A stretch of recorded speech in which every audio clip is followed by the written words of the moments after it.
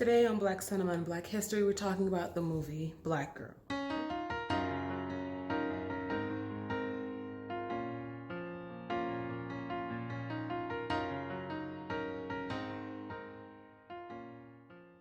Black Girl was a stage play written by J.E. Franklin and was adapted into a screenplay in 1976.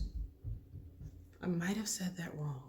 It stars Brock Peters as Earl, Claudia McNeil as Madeir, Louise Stubbs as Mama Rosie, Peggy Petite as our main character, Billie Jean, Gloria Edwards as Norma Faye, Loretta Green as Ruth Ann, and Ken Martin as Herbert. Billie Jean, our main character, tries to defy the low expectations her family has for her.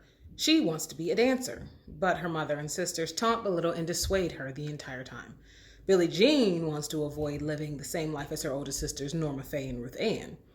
Both dropped out of school, left home, and got married, creating their own families quite early. The sisters visit their mother every day out of boredom and a distraction from their mundane lives, deflecting their own failures on their younger sister, Billie. Since they failed out of high school, Norma Faye and the middle child Ruth Ann have no aspirations of their own other than raising their kids and being with their families. Their mother constantly compares her three daughters to Netta, a lady from the neighborhood whom she practically adopted and loves like a child of her own. In fact, she loves her more than her own children. And her own mother suffers from severe mental illness. So Mama Rosie pretty much took her under her wing, and as Netta had no one else to really care for her. Netta graduated college and is attending Netta graduated high school, is attending college to be a teacher, which is everything Mama Rosie ever dreamed of. So when Billie Jean quits school, naturally Mama Rosie is pissed. She is in an uproar. Netta has always been kind to Billie, who's always been kind to her in return, until her sisters try to persuade her to not be so kind to Netta. Netta wants Billie Jean to finish high school so that she can apply for a college of the arts and study dance like she's always wanted. So while she supports Billie Jean's dream, she also understands the importance of her finishing her high school education, especially if she wants to go to this particular college. Well, everyone else just tells her she better go to school because she needs to go to school and get an education. They give her no real reason.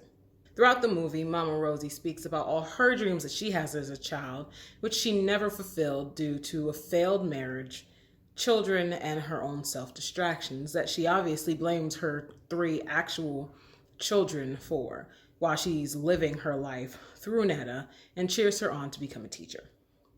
So a lot of people compare this movie to be another Black adaptation of Cinderella, mostly because of the parallels of the main child being mistreated by her two sisters and her mother. The difference here being that these are her blood sisters, her blood mother, and we don't ever actually get to know who her father is.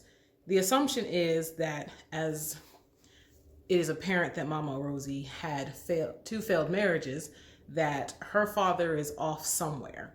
And Mama Rosie's first husband, the father of her two older children, comes back around to try and meddle in and buy back their love with money.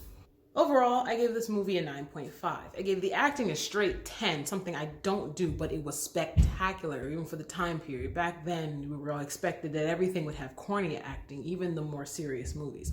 And a lot of movies were like that. Not a lot of our movies, though. I'm just going to say that. I give the plot a 9. It was really serious plot. It was well thought out, and there was a beginning, there was a middle, there was an end, and none of it seemed rushed. There were parts where it was confusing, maybe a little bit, which is why I'm not giving a straight up 10. But it was a really good movie with a really good story and a really good lesson in the end. Let's talk about culture, because this movie really focuses on a lot of things that Black families, especially Black girls and mothers and women, had to go through, not just at that time, but even today, as the family dynamic between mothers and daughters in Black families is still a lot of the same. We're all healing now and people are learning to do better, but there's still this strained relationship almost, it seems like sometimes, between the Black mom and the Black daughter. This movie also focuses on feminism, which was really just getting its start back then, as long as Black power in Black women specifically. And of course, like I said, it also focuses on the sometimes painful relationship between Black mothers and Black daughters.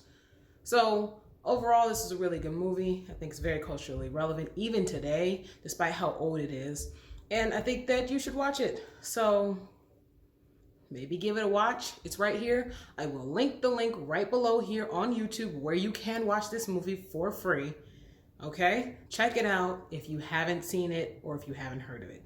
Have you heard of this movie? Have you seen this movie? You think you might watch this movie after this? And let me know what you think about the movie when you do watch it in the comments if you get the chance to. Until then, that's been Black Cinema and Black History, and I'll see you in the next video.